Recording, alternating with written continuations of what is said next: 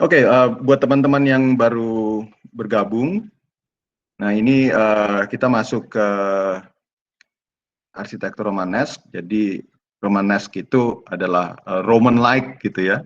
Ada satu kerinduan dari masyarakat di hari-hari Romanesk tersebut untuk kembali ke satu kejayaan masa silam yang pernah ada di zaman Romawi gitu ya. Jadi kita terakhir membahas mengenai arsitektur Kristen awal, di mana pada hari-hari itu Romawi itu cenderung untuk decline, lalu dunia memasuki abad pertengahan, di mana abad pertengahan itu banyak hal yang membuat Eropa itu chaotic gitu ya. Jadi ada banyak korupsi dan konflik internal di Roman, kemudian adanya serbuan dari bangsa-bangsa yang disebut dengan barbarian gitu ya. Nah, kemudian Eropa ini memasuki masa gelap gitu ya, era kegelapan atau Dark Ages. Nah, kita bisa lihat urut-urutannya di sini gitu ya, di screen yang saya share ini, di mana pada abad pertengahan tersebut, ya dominasi gereja itu menguat, tapi ya kita tahu bahwa sesuatu yang terlalu mendominasi itu kemudian tidak baik gitu juga ya. Romawi terlalu mendominasi nggak baik, gereja mendominasi nggak baik juga. Nah, tapi ini masanya cukup panjang gitu, sehingga dari awal-awal abad ke ya abad kelima gitu ya. Nah itu Eropa itu benar-benar sudah kehilangan kepemimpinan gitu ya, krisis ternyata. Karena bangsa-bangsa yang barbarik itu juga ternyata tidak bisa memiliki kepemimpinan yang ajak ya, seperti Romawi gitu, sehingga pada akhirnya memang terjerumuslah Eropa itu ke sebuah konflik tak berujung gitu ya. Orang menjadi hidupnya susah gitu, dan tidak ada kepastian dan tidak ada keamanan gitu juga. Tidak ada orang nggak bisa feeling secure, sehingga kemudian ya macam-macam wabah gitu ya, penyakit gitu juga ikut jadi ikut menyerang gitu. Nah, mungkin untuk memahami sedikit apa yang terjadi di Eropa di hari-hari itu, ya kita coba lihat apa yang dituliskan oleh IDN Times tentang hal tersebut gitu ya. Ini ada artikel cukup bagus juga ini. 7 bahaya yang pernah terjadi di abad pertengahan gitu ya. Nah, kira-kira inilah suasananya di abad pertengahan versi seniman ya, karena waktu itu memang nggak ada foto juga. Nah, ada ini ya, wabah Black Death atau The Plague yang mengintai. Ini sangat kemudian, bukan di awal-awal Dark Ages gitu ya. Tapi kita lihat juga yang kedua ini ada perubahan musim dan cuaca yang buruk untuk society pada hari-hari itu, dan mengakibatkan banyaknya bencana kelaparan dan kurang gizi gitu ya. Kalau kita lihat di tahun 80-an itu kurang gizi itu banyak melanda Afrika gitu ya. Nah, sekarang kita lihat di sini bahwa hal yang sama pernah terjadi bahkan terjadi di Eropa gitu ya, sesuatu yang mungkin kalau zaman sekarang agak kita susah bayangkan gitu, Eropa bisa seperti itu. Tapi hari-hari itu ya memang demikian. Karena apa? Karena itu tadi, adanya krisis kepemimpinan di seluruh Eropa gitu ya. Kehamilan dan persalinan yang mengundang risiko kematian gitu. Ini juga dulu ya teknologi kedokterannya mundur sekali, sehingga apa ya? Sehingga ya persalinan itu selalu ada risiko yang sangat tinggi. Yang keempat, ada juga kematian yang mengancam bayi dan anak-anak gitu ya. Ini agak ngeri juga gitu, karena setiap lahir ibunya dalam keadaan bahaya, dan bayi juga dalam keadaan bahaya, dan sampai dengan umur 6 tahun itu anak rentan sekali terserang berbagai penyakit gitu ya, yang kemudian ujung-ujungnya bisa mematikan. Lalu kemudian ada pertikaian internal, ya, sektarian, persekusi, pembunuhan kepada orang-orang yang dianggap tidak sejalan dengan kepercayaan yang dianut gitu ya. Ini mirip-mirip dengan yang ada sekarang, cuman yang ini lebih parah jauh daripada itu.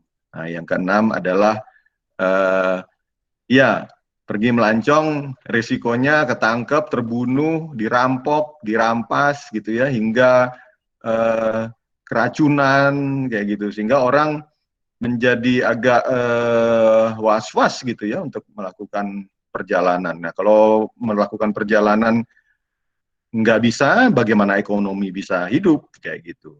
Nah, itu jadi masalah juga gitu ya, sehingga makin hari orang perekonomian makin terpuruk juga. Yang ketujuh, ini ada kematian mendadak yang merupakan peristiwa yang bisa dialami oleh siapa saja gitu ya. Nah, 8 ini hidup di abad pertengahan dianggap sebagai sesuatu yang mengerikan gitu ya, karena tidak ada kepastian keamanan, tidak ada pendek kata susah lah gitu ya, tidak ada kepastian, semua serba insecure gitu loh ya.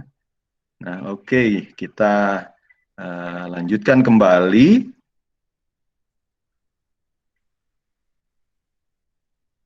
ya, ya. Jadi dari sini dilihat bahwa apa-apa yang saya sampaikan tadi sudah cukup untuk mengkategorikan hari-hari tersebut memang benar-benar adalah hari-hari yang dark ya. Nah, bagaimana dengan masyarakatnya? Masyarakatnya adalah masyarakat yang tertekan gitu, sehingga ada cita-cita untuk kembali lagi merasakan bagaimana indahnya hidup di masa yang normal gitu, di mana ada pemerintahan dan hukum yang jelas berlaku gitu ya, ada pemerintahan yang kuat gitu ya, yang kemudian struktur masyarakat yang kokoh, perekonomian yang cukup baik, sehingga kemudian hal-hal ini bisa dieliminasi gitu. Tapi ya apa daya gitu ya, karena semenjak awal-awal pemindahan ibu kota ke Konstantinopel itu terjadi invasi yang cukup besar gitu ya di Eropa. Nah, teman-teman bisa lihat dari peta ini gitu ya. Ini bagaimana teman-teman lihat ya, Western Roman Empire di bagian kiri ini ya, itu menderita oleh serbuan dari suku-suku gitu ya. Kalau teman-teman lihat di sini ada suku Goth, ada Saxon ya di Inggris ini. Sementara coba lihat yang di bagian timur ya, di Konstantinopel. Jadi benar apa yang dicita-citakan oleh Kaisar Konstantin gitu ya, bikin ibu kota baru yang di sana tuh cenderung aman gitu loh. Ya, coba teman-teman lihat di situ. Invasi dari suku-suku barbarik gitu ya, itu tidak sampai ke Konstantinopel, sehingga Eastern Roman ini ya, yang kita sudah pelajari pada hari-hari kemarin, itu memang mengalami kejayaan, dan itu terus sampai 1000 tahun ya, sampai dengan era Ottoman muncul, lalu kemudian ditumbangkanlah Eastern Roman itu, lalu dia berkembang sampai jadi seperti Turki pada hari-hari ini gitu ya. Tapi coba lihat yang di barat itu decline-nya jauh lebih cepat, sehingga kemudian masyarakatnya menjadi masyarakat yang tertekan, takut, gentar gitu ya. Dan gereja juga tidak bisa menawarkan suatu bentuk kebahagiaan, kenyamanan yang hakiki 100% gitu. Nah, perkembangan-perkembangan itulah yang kemudian melahirkan arsitektur Romanesk, ya, seperti ini. Jadi Romanesk itu adalah Roman-like. Kita cenderung kepengen untuk balik lagi ke masa silam yang gemilang gitu ya. Ada beberapa kawan di sini yang selalu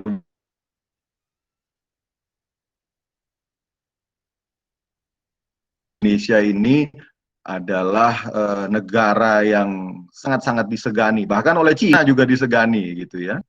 Dan kita adalah disebut sebagai negara paling berpengaruh di Asia Tenggara. Ya, itu zaman Sriwijaya dan zaman Majapahit itu kan. Nah, ini juga seperti itu. Jadi Romanesk itu kepengen untuk kembali ke arsitektur dan kebudayaan gitu ya di zaman Romawi. Nah, ya, lalu kemudian digali-gali lagi literatur lama, buku-buku lama dibaca lagi gitu ya. Arsitektur lama coba di-create lagi. Cuman memang nggak bisa 100% wujud. Kenapa? Karena ya masanya udah beda gitu ya. Terus kemudian penguasaan teknologi, material, terus kemudian finansial itu kan tidak sekuat zaman Roma gitu ya, tidak sekuat Romawi gitu ya. Karena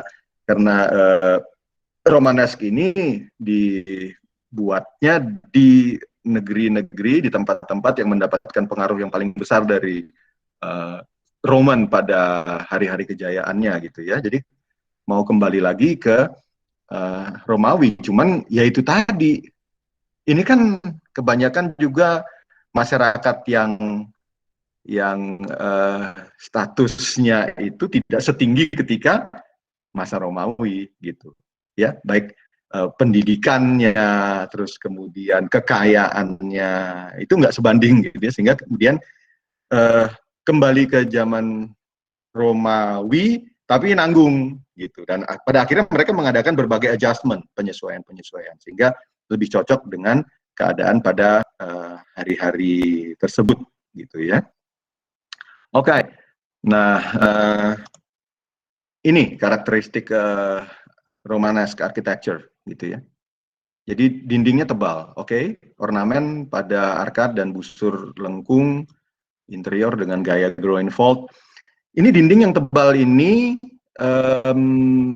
ada pendekatan strukturnya juga ya, karena pada hari-hari itu yang diketahui oleh masyarakat adalah struktur dinding penumpu gitu ya, sehingga ya wajar mau dibuat lebih tinggi ya pasti bawahnya menjadi lebih tebal gitu kan, dan memang harus dibuat tinggi. Kenapa? Karena untuk keamanan ya kan, temboknya tinggi untuk keamanan. Kalau tinggi mudah mudah dipertahankan gitu ya, tidak mudah diserang seperti itu. Dinding struktur yang tebal ya, bukaan jendelanya kecil. Nah, gaya ini muncul di awal periode Romanesque. Oke ya. Jadi saking tebalnya dinding itu pada akhirnya ditemukan bahwa dinding itu dibuat dengan bagian luar material baru. Halo, Mbak. Gitu ya. Jendela kecil itu pendekatan struktural karena apa namanya? Jendela kecil itu sama dengan kalau kamu lihat struktur modern gitu ya. Struktur dinding core itu kan tidak boleh banyak lubangnya karena akan mengurangi kekuatannya. Dinding penumpu itu seperti itu. Ya, bukaannya kecil-kecil. Nah, karena bukaannya kecil itu makanya menjadi aman, tapi di dalamnya jadi nggak ada cahaya gitu ya. Ya, makanya pada awal periode Romanesk, bangunan itu kesannya berat gitu ya, masif, tanpa ornamen pada dinding luarnya dan berkesan seperti benteng gitu ya.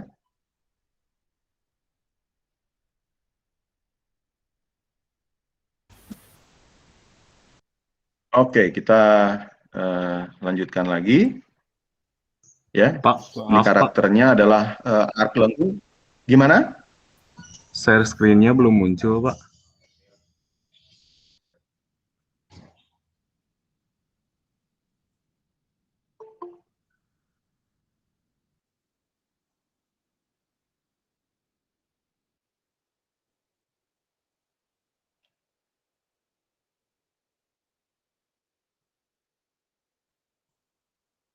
Nah, karakter yang berikutnya gitu ya. Jadi yang tadi sudah. Yang berikutnya adalah arc yang digunakan pada arsitektur Romanesque adalah arc yang semicircular, gitu ya, semicircular. Diterapkannya pada jendela, pada pintu, pada arcade. Ini nanti kita lihat detailnya sebentar lagi, gitu. Pada perkembangan Romanesque, rose window yang nanti kita akan lihat di pelajaran mendatang mengenai Gothic itu sudah mulai dicoba buat. Ya, rose window adalah apa itu? Jendela mawar yang bundar kayak gitu ya, seperti bunga. Nah, ini pada era Romanesque akhir itu mulai dibuat ketika mereka mulai bisa melepaskan ketergantungan pada struktur dinding penumpu. Oke ya. Kemudian ada deretan busur lengkung arcade gitu ya dengan kolom sebagai penopang struktur. Nah, mudah-mudahan ini bisa memperlihatkan bagaimana perbedaan antara Romanesque yang awal, yang ini ya, yang di foto kiri ini. Nah, kayak gini ya. Jadi teman-teman bisa lihat bagaimana ini dindingnya luas sekali, tapi kemudian bukaannya kecil. Ini bangunan segede gini, lalu kemudian sebesar ini, lalu kemudian jendelanya adalah yang sekecil yang jendela yang saya tunjuk dengan kursor ini gitu ya. Jadi kamu bisa bayangkan di dalamnya itu seperti apa suasananya, teduh, temaram, tapi memang agak kurang cahaya juga gitu ya. Nah, bandingkan dengan yang ini, di mana si engineer-nya sudah berhasil menemukan adanya jendela-jendela bundar yang cukup besar gini ya.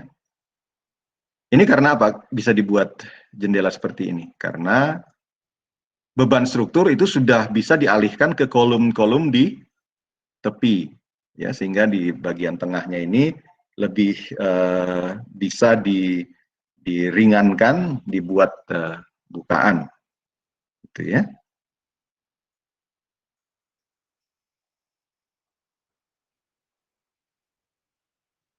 Nah, kita lanjutkan lagi. Ya, jadi kira-kira ini karakter dari arsitektur Romanesque pada bangunan yang besar. Ya, pada bangunan yang besar. Kita lihat ini bangunan gereja yang terlihat terinspirasi dari gereja Basilika, tapi kemudian dikembangkan menjadi seperti ini dengan teknologi yang lebih baru gitu ya. Teman-teman lihat di sini sudah ada buttressnya, tapi mungkin bukan flying buttress seperti di masa Gothic nanti kita pelajari. Terus ini ada barrel vault ya. Nah, barrel vault ini kalau teman-teman lihat pasti teringatnya adalah Roman Arch, bukan? Ya, karena ya memang mirip gitu, prinsip-prinsipnya sama. Lalu kemudian ada menara yang bentuknya kotak mengapit entrance gitu ya, square tower. Lalu ada beberapa bagian di dalam yang menarik juga bahwa ada balkonnya. Ya, jadi ini sudah mulai ada keinginan untuk membuat kembali, mewujudkan kembali konsep-konsep multi-story building yang ada di era Romawi gitu ya. Nah, jadi teman-teman bisa lihat, ini ada lantai pertama, terus kemudian ada lantai kedua, mirip-mirip balkoni gitu ya. Nah, ya jadi kira-kira seperti ini ya perwujudannya. Ini menarik sekali gitu ya. Jadi teman-teman diajak untuk menikmati bagaimana sebuah proses arsitektur berkembang dari masyarakat yang sebenarnya penuh dengan keterbatasan, tapi kemudian patron yang mau ditiru itu adalah sesuatu yang wah outrageous banget gitu ya. Nah, hasilnya adalah yang seperti ini.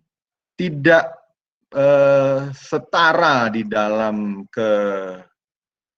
keagungannya gitu ya, tapi memang ada upaya-upaya untuk menuju ke sana gitu. Nah, ini karakteristiknya lagi gitu ya. Adanya kolom-kolom yang punya kapital yang khusus gitu ya, kepala kolom yang khusus. Ini kalau kita lihat adalah satu upaya untuk balik lagi ke kejayaan yang lebih dulu lagi gitu ya. Ini kan asal-asalnya kan dari Yunani yang kemudian diadopt oleh budaya Romawi gitu ya. Nanti kita akan lihat nanti kapital yang berlandaskan pada Corinthians Order. Corinthians Order kan termasuk yang paling canggihnya ketika kebudayaan Yunani itu menguasai peradaban dunia gitu ya. Nah, nanti kita akan saksikan setelah ini. Tapi pada prinsipnya, nah, teman-teman bisa lihat yang di sini gitu ya. Jadi ini adalah penggunaan dari variasi kolom Corinthians dan Ionic gitu ya. Jadi digabungkan jadinya kayak begini. Nah, ini adalah perwujudannya di dalam bangunan. Oke, cukup menarik. Kita lanjutkan lagi. Ini yang nanti kemudian terkenal sebagai portal Romanesque, ya. Biasanya diterapkan di entrance. Jadi mereka membuat pintu gerbang depan yang dibuat dengan sistem lengkung yang sudah jelas terinspirasi dari mana coba kalau bukan dari kebudayaan Romawi ya. Ini dibuat dengan sistem yang mirip gitu ya. Tapi di bagian atas dari entrance itu ditempatkan disebutnya timpanum. Ya. Dari batu yang kemudian diukir lalu kemudian ditempatkan persis di atas entrance dengan disanggal oleh kolom-kolom yang mengapitnya. Nah, kalau kita lihat lengkung Romans itu kan lengkung semicircular yang kemudian dibiarkan apa adanya gitu ya. Nah, di zaman Romanesque ini diisi dengan timpanum dan beberapa bagian lainnya gitu. Ini membuka satu wacana untuk pengembangan seni dekorasi yang pada zaman Romawi justru nggak terlalu dikembangkan ya. Teman-teman ingat bahwa Romawi itu adalah bangsa yang sangat support engineering-nya, sangat engineer gitu ya. Tapi mereka kurang terlalu care dengan bagian art-nya, terutama art yang asli dari Roman gitu ya. Mereka lebih memilih untuk mengambil apa namanya itu kesenian itu dari daerah-daerah taklukan di sekeliling mereka. Oke. Nah, ini adalah bagian-bagian struktur yang menarik yang diterapkan sepanjang era Romanesque gitu ya. Tadi yang kita sudah lihat penggunaan barrel vault, lalu kemudian ada yang dikembangkan sebagaimana tadi disebutkan groin vault ya. Jadi barrel vault yang kemudian dibuatkan menjadi beberapa sisi, lalu kemudian crossingnya ada di bagian tengah sini gitu ya. Ini menarik juga.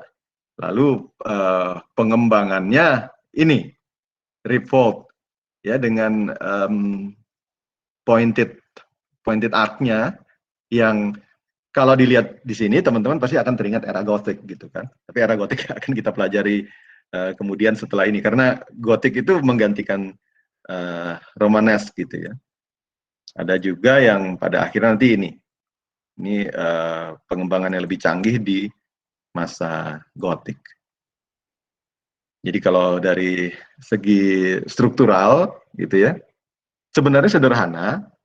Mereka hanya melakukan pengembangan-pengembangan terhadap Roman Arch yang sudah lebih dahulu populer gitu ya. Jadi Roman Arch itu kan penggunaan batu-batu dalam ukuran yang lebih kecil yang kemudian disusun-susun secara melengkung, lalu kemudian dikunci di bagian tengahnya dengan yang disebut dengan keystone. Ya, kita sudah belajar itu pada pertemuan sebelum ujian tengah semester. Nah, ini ya barrel vault penerapannya.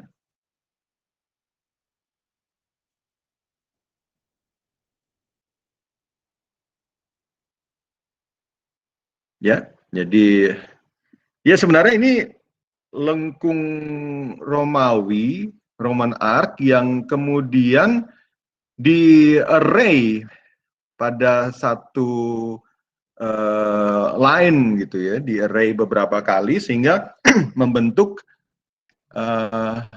dimensi ketebalan gitu. Ya.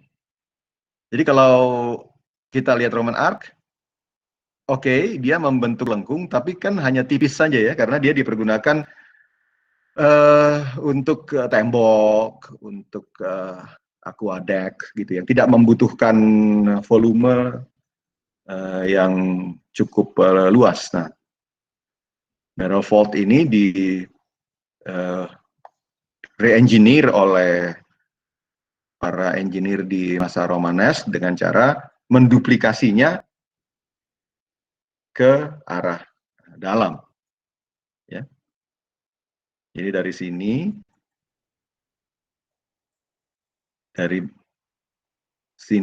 diduplikasi ke arah belakang, sehingga kemudian membentuk satu bangun 3 dimensi dengan volume yang unik seperti ini.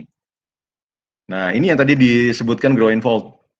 Jadi Groenvold kemudian merupakan pengembangan tersendiri dari barrel vault. Barrel vault-nya dikembangkan pada satu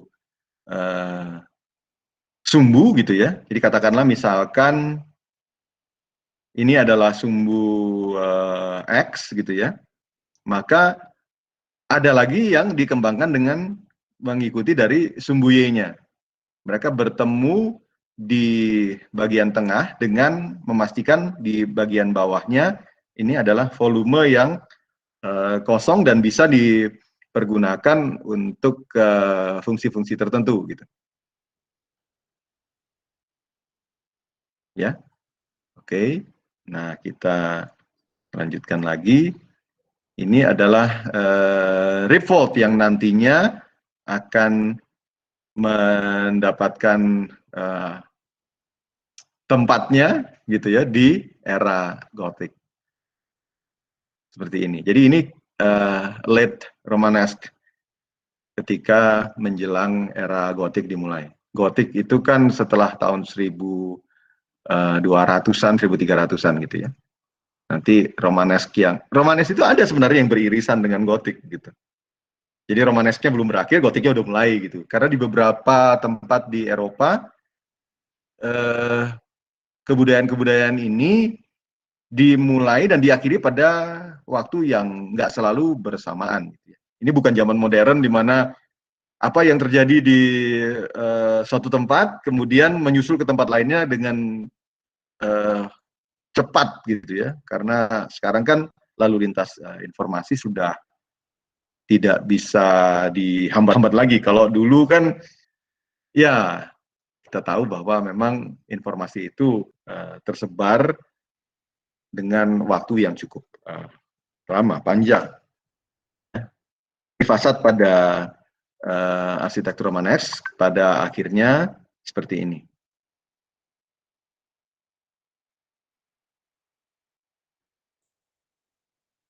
Jadi dinding di bagian bawah tebal gitu ya. Ini teman-teman bisa lihat nih. Oke, kelihatan ya. Dindingnya setebal ini. Dinding di bagian bawah tebal, ya. Khas dari sistem load bearing wall. Lalu jendelanya juga kecil-kecil, ya. Nah, jendelanya kecil-kecil. Karena apa? Karena memang sistem dinding menerima beban itu, dinding itu adalah strukturnya, dia bukan pengisi. Dinding itu adalah strukturnya. Dan kalau strukturnya banyak dibolongin, ya, banyak dilubangi, kok dibolongin, bahasa tidak standar ini. Ya, ketika dia dilubangi, dia akan menjadi kelemahan dari struktur. Kalau lebih banyak lagi lubangnya, malah strukturnya bisa kolaps. Oleh sebab itu, maka arsitektur Romanesque adalah arsitektur yang sangat-sangat mengutamakan kekuatan struktur dari dindingnya, dan utamanya di bagian bawah. Sehingga tidak mengherankan bahwa dindingnya sangat-sangat tebal. Kalau dibuat makin tinggi, entah itu dia tower-like atau memang multi-story, maka di bagian bawahnya lebih tebal lagi. Akibatnya apa? Akibatnya sebenarnya interiornya kekurangan space, ya, tidak bisa bergerak dengan lancar, pergerakan tidak lancar di bagian dalam. Karena apa? Karena bagian dalamnya sebenarnya sempit, gitu ya. Kalian pernah nggak lihat hal yang semacam itu di masa modern? Ada satu ini kita bicaranya yang lain nih, bukan arsitektur mungkin ya. Ada mobil keluaran salah satu produsen yang terkenal. Mobilnya gambot banget, tuh, kelihatan gede, kokar gitu ya.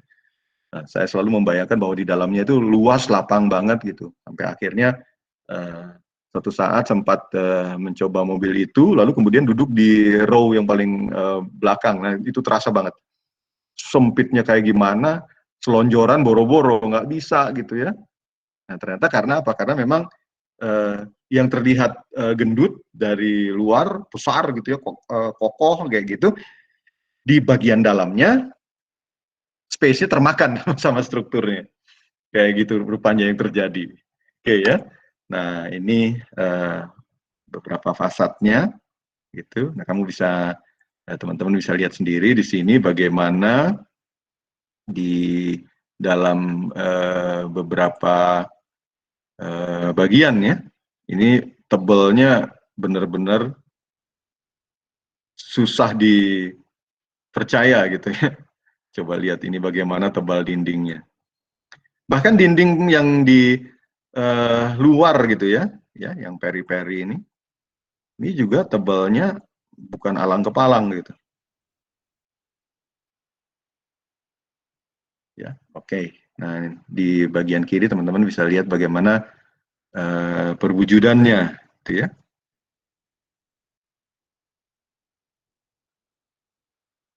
Nah, perhatikan yang ini. Ini nanti akan banyak sekali kita temui legasinya di masa modern gitu ya. Kolom-kolom yang seperti ini, nanti saya akan perlihatkan di Bandung juga ada habis ini ya. Oke. Nah, ya ini adalah masih kita berbicara mengenai fasade gitu ya. Nah, ini adalah Gaussian capital yang tadi kita sudah bahas.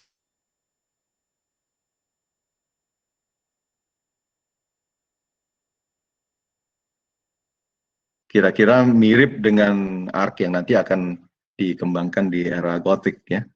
Mirip-mirip pointed arc kayak gitu. Nah, ini rounded arc yang dikembangkan di masa Romanesque.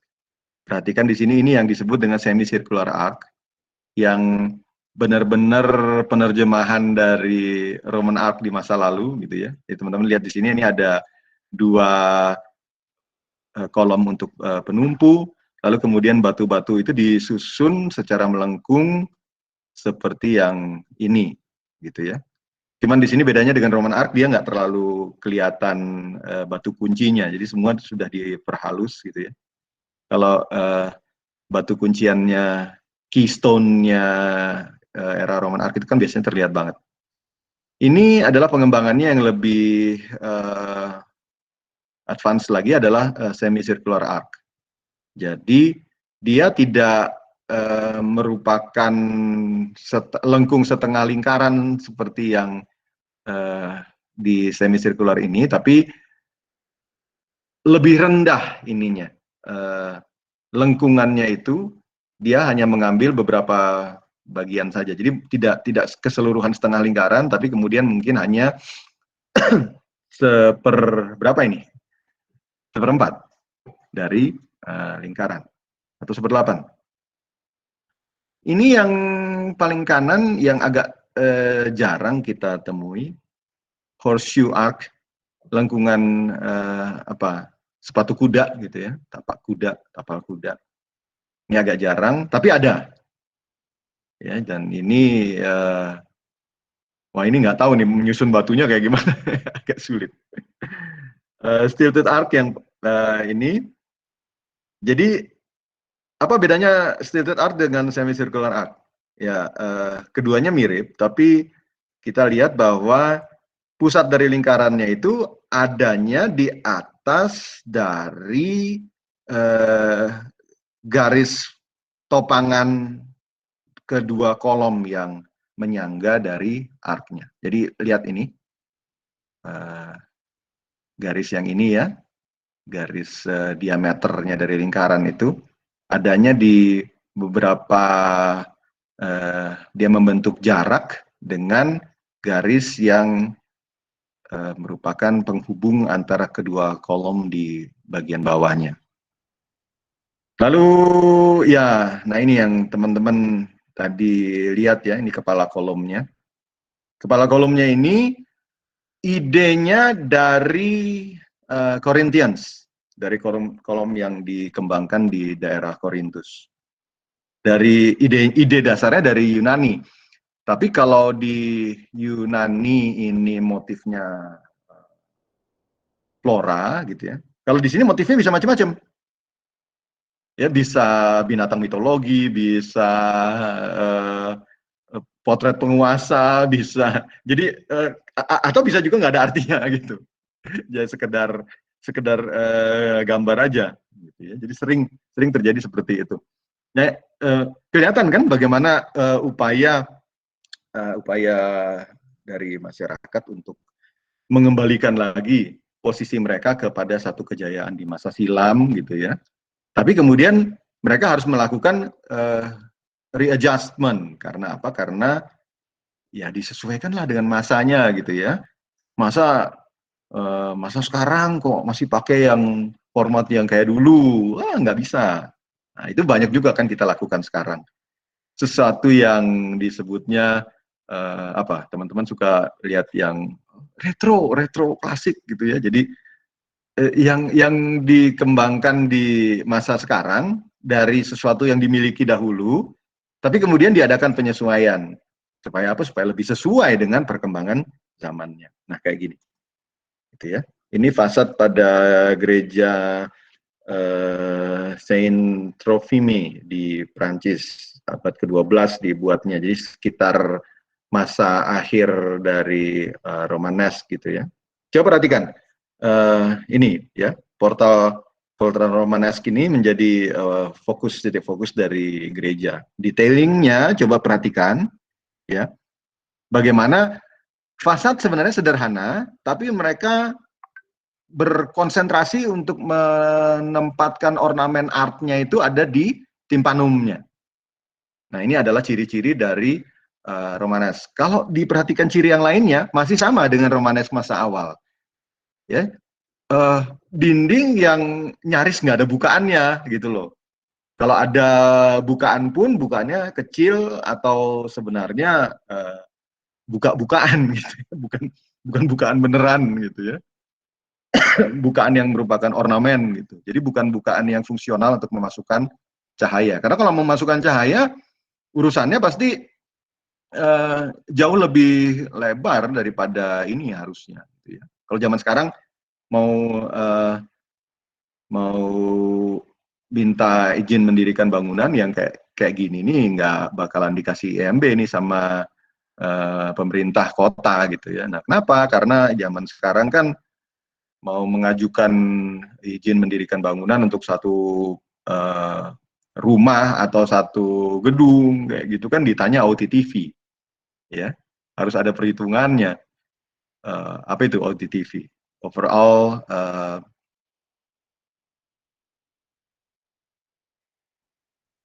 transfer fee-nya value gitu ya.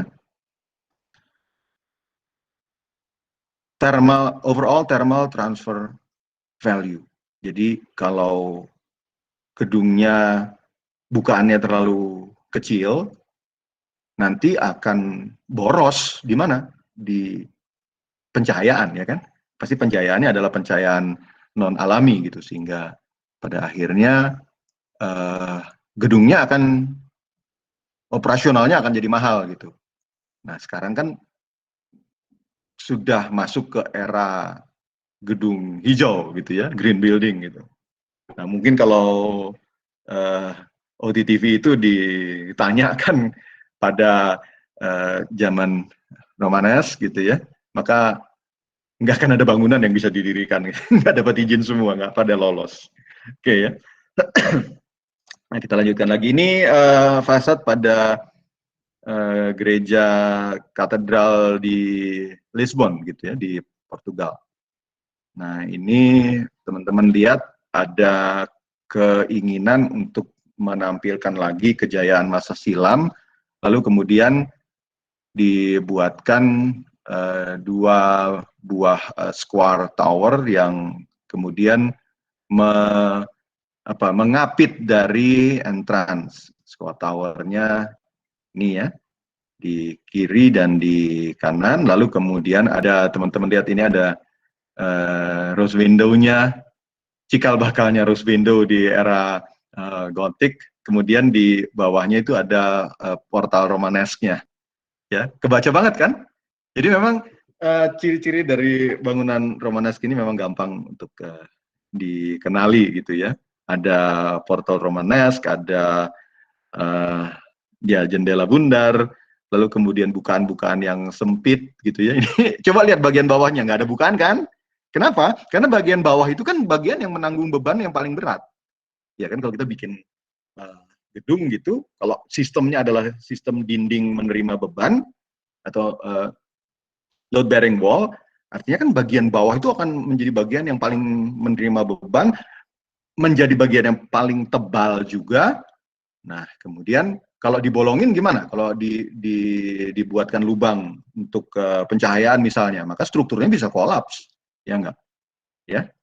Jadi ciri-cirinya adalah makin ke bawah makin kurang bukaannya. Kalau ke atas ini ada bukaan yang kecil sekali. Nah, bukaan yang paling besar itu paling-paling bisa ditemui di bagian yang di atas. Kenapa? Karena di atas itu bebannya hanya sedikit, gitu ya. Bebannya hanya sedikit saja. Jadi hanya batu-batu susunan yang di atas dari si lengkung ini. Coba perhatikan. Nah, oleh sebab itu untuk membuatkan bukaan di sini itu sudah dimungkinkan. Tapi kalau di bagian bawah, di bagian pertengahan agak mulai sulit, dan di bagian bawah tidak bisa dibuatkan jendela gitu ya. Karena pertimbangan apa? Pertimbangan struktur. Oke, ya. Nah, ini fasade pada arsitektur Romanesque. Ya, teman-teman bisa melihat sendiri gitu ya. Coba bandingkan apa namanya, ciri-ciri yang tadi disebutkan dengan apa yang kita temui pada bangunan-bangunan ini, gitu ya. Bagian bawahnya memiliki bukaan yang kecil atau nggak ada bukaan sama sekali, gitu ya. Nah, coba perhatikan yang di kanan ini, sama ya. Terus kemudian ada bukaan yang lumayan besar, itu disanggah dengan portal Romanesque tadi itu. Ya, coba perhatikan. Ini semua sama. Jadi memang diperlukan portal seperti itu. Tekniknya kan dipelajari dari Roman Arch, ya. membebaskan struktur di bagian bawahnya dari beban, tapi kemudian mengalirkan beban itu ke samping. Dan apa yang dipergunakan? Arc-nya itu kan yang dipergunakan. Sama, ini juga ya. Ada bukaan, tapi sebenarnya palsu. Beberapa ya itu bukaan gitu ya. Jadi bukaan yang sebenarnya ornamen belaka kayak gitu. Ini legasinya. Coba perhatikan. Ternyata ada kan di Bandung, kalau teman-teman lihat, ini tidak benar-benar asli Romanesk loh ya. Karena tujuannya bukan itu, tapi semangat Romanesknya kebawa. Ini karya Wolf Schumacher di Jalan Wastu Kencana gitu ya, Gereja Bethel. Nah, ini Gereja Bethel dibuatnya tahun 25. 2 tahun sebelum itu, datang ke Bandung, itu maestro arsitektur Belanda, Hendrik Petrus Berlage. Nah,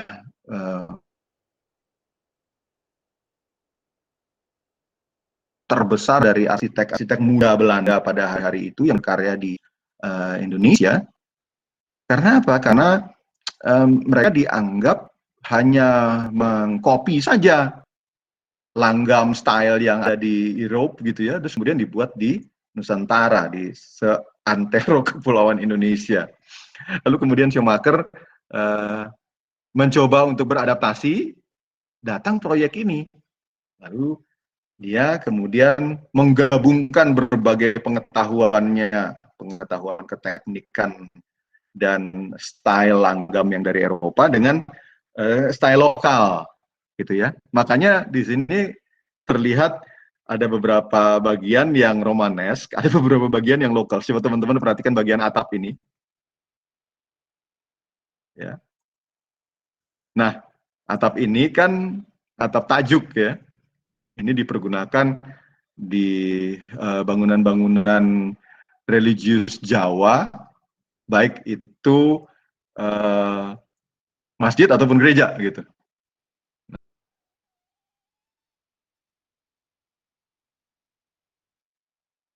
Atap Jawa, tapi coba kamu perhatikan ya. Nah ini detailnya, ya, detail kolom-kolomnya, lalu kemudian detail di sini gitu ya. Memang tidak cukup menggambarkan timpanum yang seperti Romanesk gitu ya, tapi portal Romanesknya somehow terbaca ya.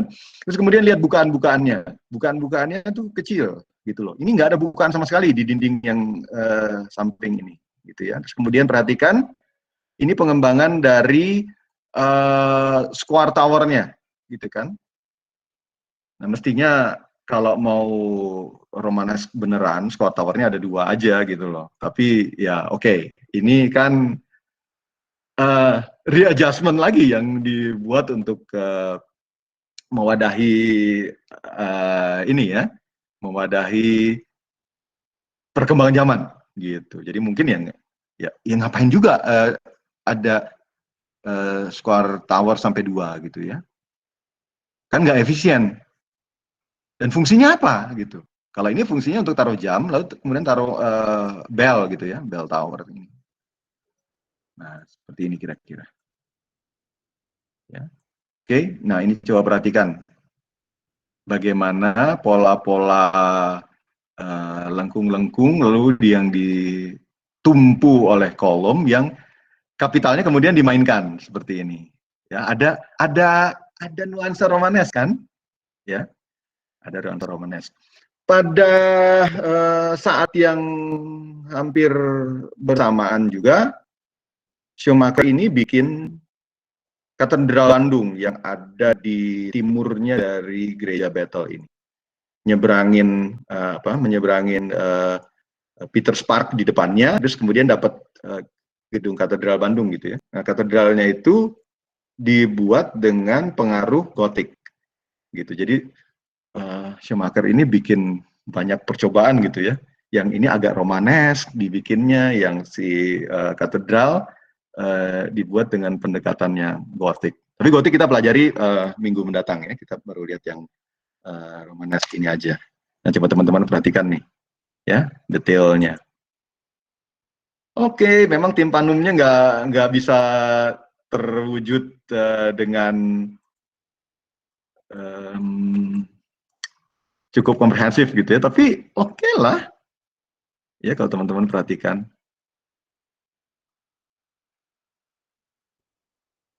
Jadi kelihatannya dari mana? Dari bukaan-bukaannya, gitu ya. Terus kemudian dari portalnya, terus kemudian dari menaranya, dan kemudian kalau masuk ke dalamnya akan terasa perbedaannya antara langgam Romanesque yang coba diterapkan di gereja Bethel ini dengan yang Gothic yang di depannya di katedral. Yang Romanesque ini suasana di dalamnya lebih teduh, lebih temaram, lebih kontemplatif, ya. Sementara yang di era di gereja yang Gothic itu lebih joyful, lebih bersemangat gitu ya. Dan karena permainan cahayanya juga muncul. Kalau di sini hampir nggak ada permainan cahaya, gitu. Karena dia memang dibuat dengan pendekatan di mana orang itu ya kontemplatif, karena memang cahayanya redup kayak gitu ya. Tapi lebih romantis yang ini. Oke. Nah, itu aja dulu yang bisa dibagikan gitu ya untuk hari ini. Nah, mudah-mudahan teman-teman mendapatkan gambaran yang mencerahkan untuk ini ya. Nah, kita akan lanjut lagi minggu mendatang dengan pelajaran Gothic. Nah, tapi untuk sampai di Gothic, teman-teman harus pahami dulu dengan benar Romanesque ini. Karena Romanesque ini adalah selain dia sebagai keinginan untuk kembali lagi ke kejayaan masa silam, yaitu Roman gitu ya, tapi juga punya keinginan untuk maju, menempuh, ya, menyambut masa depan. Tapi belum nyampe, ya, baru diadakan readjustment beberapa bagian gitu ya untuk menyesuaikan dengan keadaan masyarakatnya. Masyarakatnya masih merupakan masyarakat yang tertekan, waspada gitu ya, sehingga kemudian arsitekturnya juga seperti itu. Kecil bukaannya, kalau kecil bukaannya aman dong ya. Terus kemudian atapnya tinggi. Kalau tinggi dia tidak gampang dibakar, ya kan? Atapnya kan ada beberapa bagian yang kayu gitu ya. Nah, kalau atapnya ditinggikan, dia tidak akan mudah dibakar. Jadi pendekatannya adalah pendekatan keamanan sebenarnya. Nanti dia mencapai puncaknya di Gothic, ketika masyarakatnya sudah cenderung aman. Karena suku-suku barbarik itu kan pada akhirnya juga tersivilisasi dia. Gitu. Tapi itu pelajaran minggu depan. Nah, untuk yang minggu ini, sampai sekian dulu ya teman-teman ya. Saya kebetulan ditunggu di satu tempat, jadi saya nggak buka sesi tanya jawab untuk hari ini. Kalau kamu ada pertanyaan, kamu silahkan aja mention di grup Telegram kita gitu ya. Nanti saya akan coba jawab satu-satu. Kalau misalkan ada, kalau nggak usah maksain. Sekarang hidupkan kamera dulu. Saya harus ambil bukti kuliah. Oke ya, kita foto bersama. Berikan senyum yang paling oke. 1, 2, 3. Oke, makasih teman-teman ya. Kalian boleh leave. Kalau ada pertanyaan, silahkan tanya di grup. Baik Pak, terima kasih Pak. Terima kasih Pak. Terima kasih Pak. Oke. Terima kasih Pak. Saya izin leave ya.